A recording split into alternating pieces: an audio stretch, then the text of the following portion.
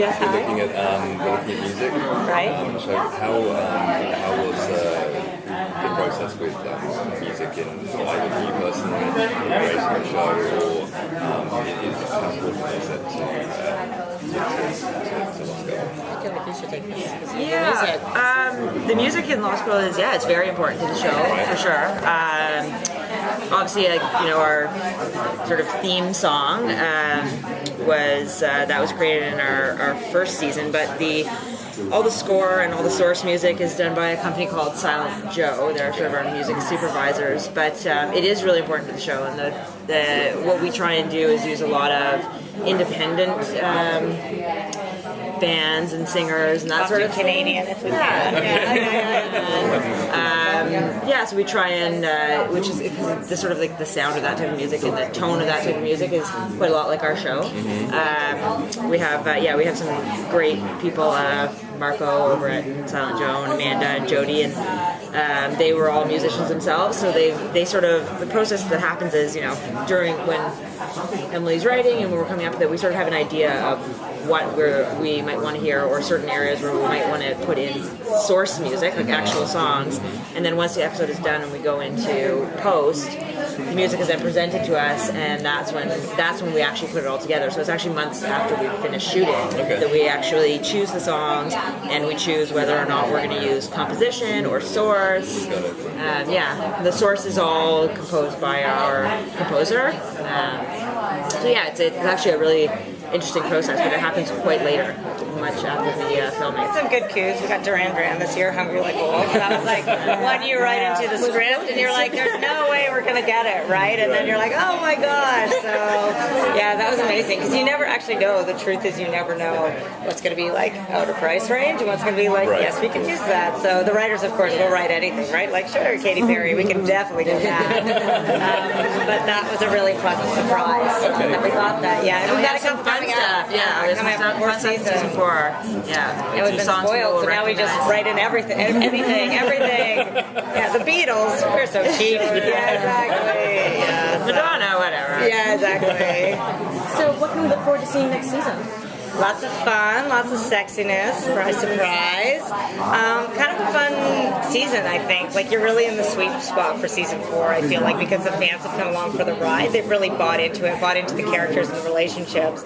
And really bought into the mythology. So I would say we're going to be pretty ambitious this year as far as pushing kind of the bigger world, the bigger Fae world. But at the same time, we left our gang fairly separated at the end of third season, rather. So I think, Beau's got to put her little family together, and that's going to take some hard and fast work, especially as sort of the storm clouds are gathering. So big themes, big fun, big sexiness. Duran Duran, maybe. I don't know. That's still third season. Yeah. So, just kidding. Now, I saw the show grow in popularity through social networks. Oh my gosh, Were you aware of that as that was going on? Completely, yes. Interwebs? Yes, my gosh, Emily's actually really active on Twitter, and it's I think it's a really nice way for fans to interact when we're not actually airing. So when we have like a break in between seasons, it's still a way that they can connect, and Emily's been really great about that, and it's I love fun. it. It's so really different. Even in like 5 years, when I was 16,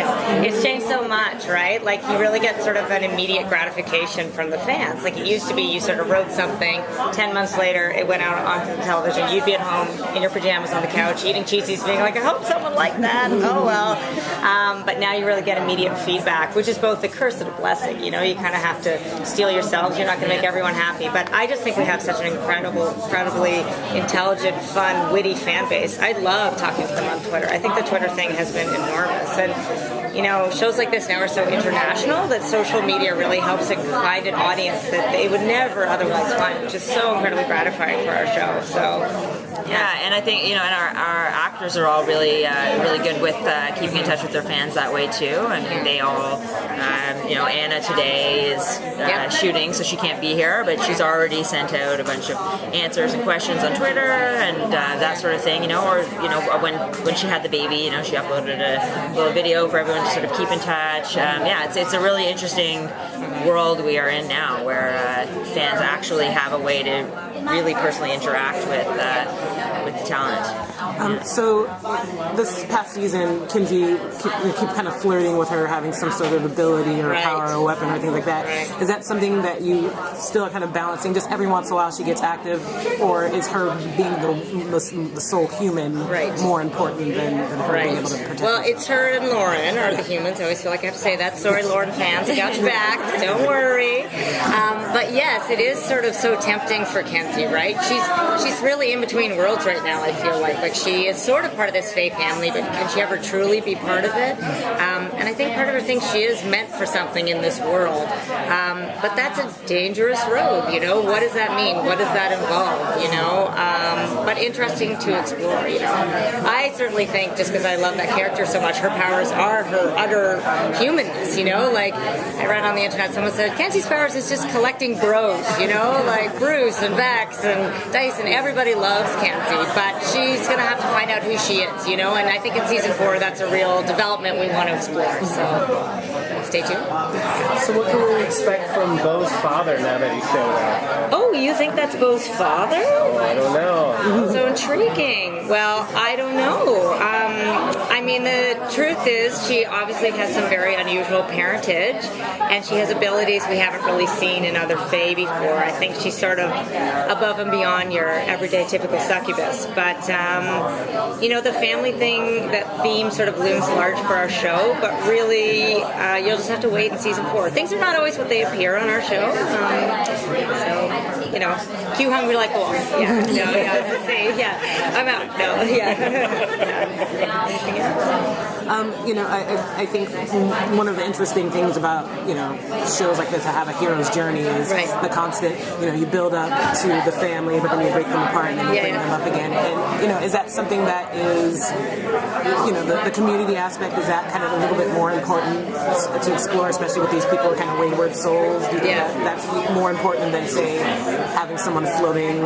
Oh, definitely. Like, I think, you know, and, you know, it's not the most unique concept ever. I mean, Buffy really started that, stuff like that. But I do think with so much of the theme of our show is, can you be who you want to be versus who you're told to be, you know? Beau doesn't like choice very much, you know, on any level.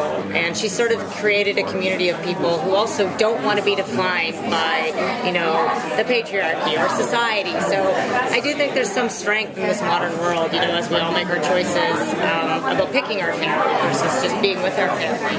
But capital F family, that always looms large for Beau, so we'll see what happens, yeah. Yeah, I think that's one of the reasons this show resonates so much with fans too, because it really is, you know, it's all about everybody being accepted for who they are, and you know, that's something that's always been really important to our show. They're all done. I can do another one. Okay. Okay.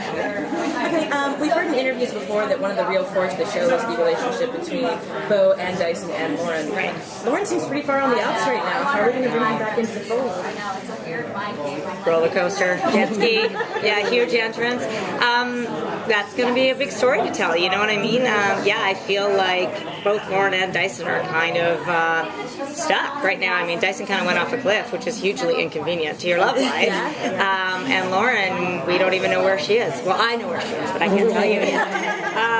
Drain concert. Of course. Oh, great. Spoiler. Yeah. So, yeah, it's going to be a challenge. But like I said, it really gives Beau something to do, a hero's journey this year. I think she's got to put together this broken little family. And then once they're together, back to, but which one of you do I really love? So we'll see. Yeah. Thank you so much, you guys. Thanks for watching. Yeah, have a great Comic-Con.